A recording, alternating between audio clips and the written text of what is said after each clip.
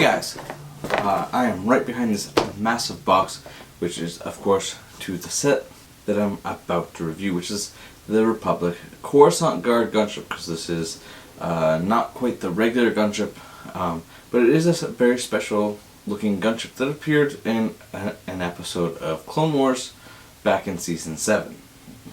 This is 75354.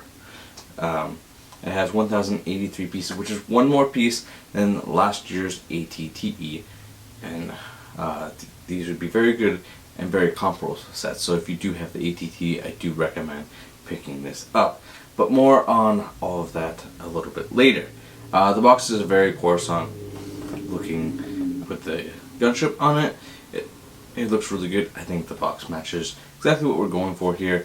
But I don't get too much into box art and how that, we got the clone logo on the side, and then the back gives you a good overview of what kind of features are on this set. And we're going to dive into all of that in just a minute. Now, get rid of that box.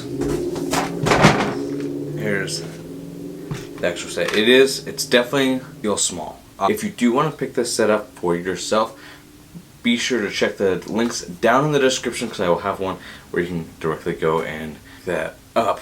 It does have a pretty thick manual, and it has that QR code, so if you're a LEGO insider, you're gonna want to scan that code and get that 15 points.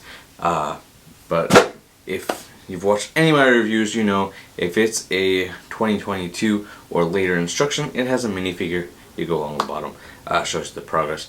But are you really focusing on the bottom? Probably not. Anyway, I've never actually owned an official LEGO gunship. I have parted together 2008. I skipped out on the 2013s, both the ATT and gunship. And so I was very excited. I was so excited to, pick this up. I built it live. So if you were in that live stream, thank you so much for showing up within the last week. We're gonna get into some minifigures here in just a moment, but because I waited so long to buy an official one, I finally did it, and could this have been better for my first one? Yeah, but I'm excited to kind of get in and mod this like I've done with any other set pretty much. But let's get in on those minifigures. Okay, first up we have the least controversial minifigure, probably, or one of the least, is a very excellent looking Chancellor Palpatine. I'm really happy we got this set. He looks better than, I think it was a 2013 Chancellor Palpatine. It was basically recreating the Chancellor's arrest from episode 3. That set, that's the one I'm thinking of. And this one is very much similar style, but looks way better. They're using that newer dress piece, and everything is printed, and it's just so seamless. Adding little bits of detail in here, it just looks really good. I love the new hairpiece they're using for him. It really captures that,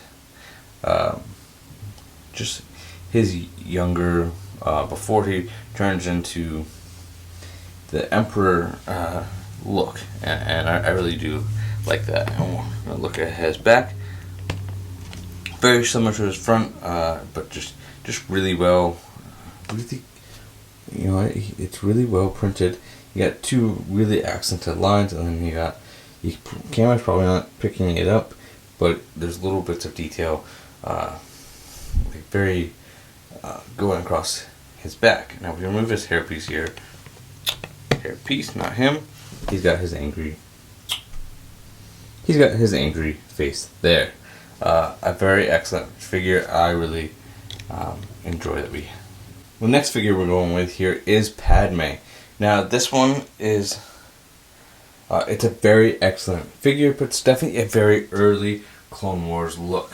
Definitely, it's an updated one that we got in the Malevolence back in 2010. So, we haven't gotten a figure. We haven't gotten her in a while, so it's really nice to get Padme. But this set is combining a lot of different things. and it's not necessarily trying to be from one episode, although I feel like that they should have done this set more to the Scipio arc and really done those related characters. Padme should have had a different outfit in my opinion. I'm very happy to get her. I really like the look, and LEGO really nailed it here. The only little thing that they could have done differently is some dual molded legs, and that would have, made the figure well over complete. But she has that vest, some really nice printing. She comes with a little silver pistol, and I will be using that for example in a minute. Turn around to her backside. Just some very minor details, really just pretty much just a line across. Looks really good. I like that hairpiece. That really captures. That's really, really good for her look here. And then on the back side, you have her angry face. Now we are going to talk about the most controversial figure in this set. For me, I don't have a ton of problems with this. Just a couple. One of them is the Uzi looking blaster pistols. I don't think that they work for clone commanders. I don't think they work for clones. I think that they should not be in Star Wars. LEGO has other molded weapons that they've been making for over 10 years that they could be adding in. Some black versions of these would have worked much better, like we got with the battle pack earlier this year at the 501st one.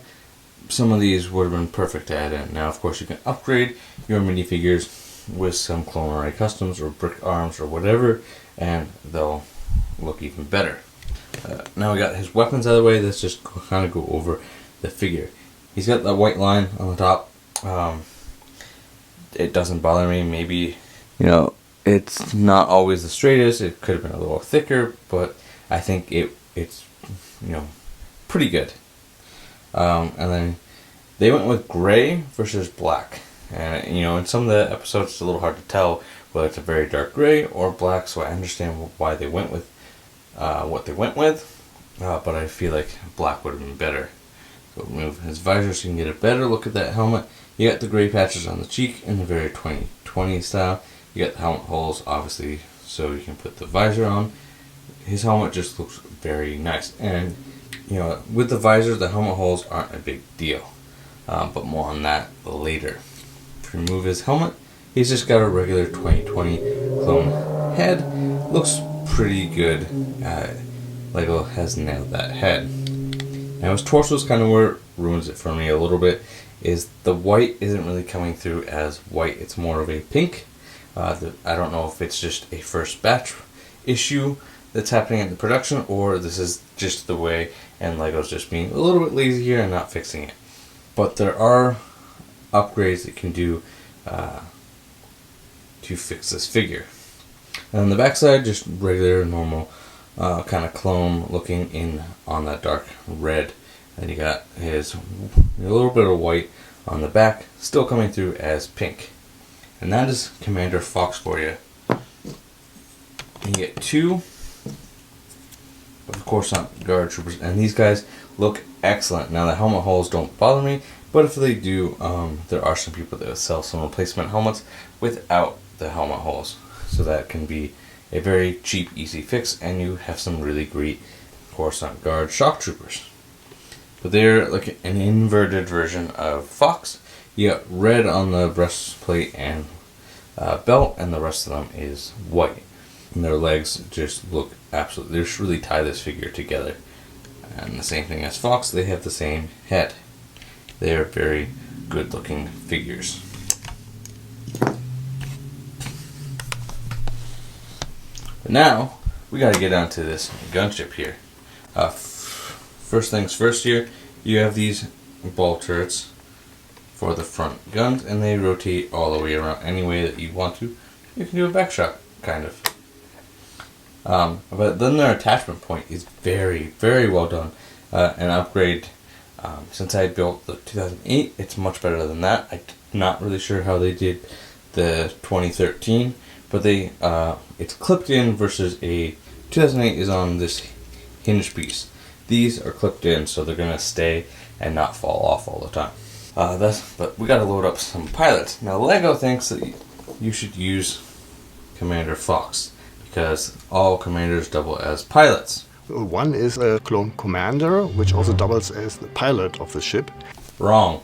We're gonna use 2 of our shock troopers instead. De-weaponize them. I mean, you can stick them in with weapons, but the cockpits don't close. You gotta remove their weapons. And there's studs on the back side. Here, that's just kind of. But yeah, right there is where the studded piece where you can attach your clones. And then over on the side, each one of these pieces are printed cockpit or control panels. So very nice for them to include that. We'll get back to placing them in. And it doesn't matter what order you kind of put them in. You can put the back one in first or the front one. That's not really going to matter. I mean, so far, and I think that you have 5 numbered stickers. Or maybe it's just the 4. But you have these ones. I think that's it. So it's just those 4. Unless I'm missing one somewhere, but if you've built this, you can let me know what sticker I am missing. But I do believe that is all. And then on the side, you have a panel that opens to pretty much nothing. It's really not big enough for anyone. You could put a minifigure lying down in there, like so. We'll just put Padme in there. There really isn't too much of a point to that. Before we kind of get inside, we'll show you the back here. You've got this nice grill, and then you got this stabilizer thing.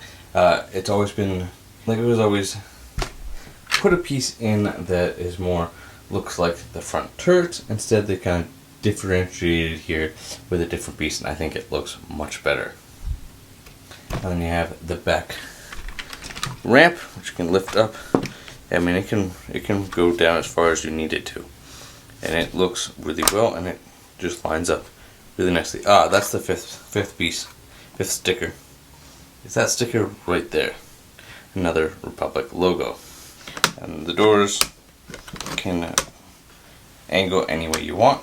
But yeah, then you got these L brackets, and you just pull to open up the door. It is a double door versus 2 separate single doors, and you can load minifigures inside. There's a problem though, because of the height, it's really hard to get large hands in here. So to get a lot of minifigures in, it is going to be quite difficult. Then you just close it up like so.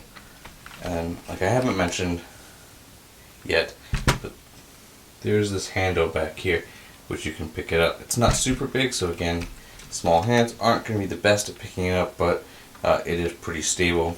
It is a little bit back heavy, which is what's causing, on mine, I'm having a little separation happening on this pillar, which you probably can't see, but let's just see.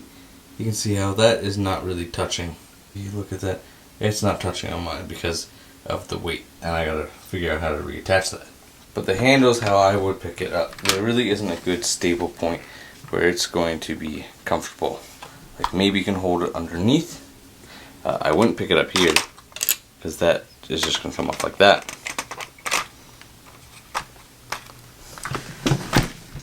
The handle or maybe underneath. Those are the only 2 stable points to pick it up. The last feature on this set is right here. These these ball turrets, they work like a modern stud shooter. Press down and it fires off like so. They're not my favorite feature. I don't mind them being included, but I don't like them over having a dome there. Same thing on this side. But overall I give this set a 7.5 out of 10. It is a really good set, worth your money, but even if you can find it on sale, even better.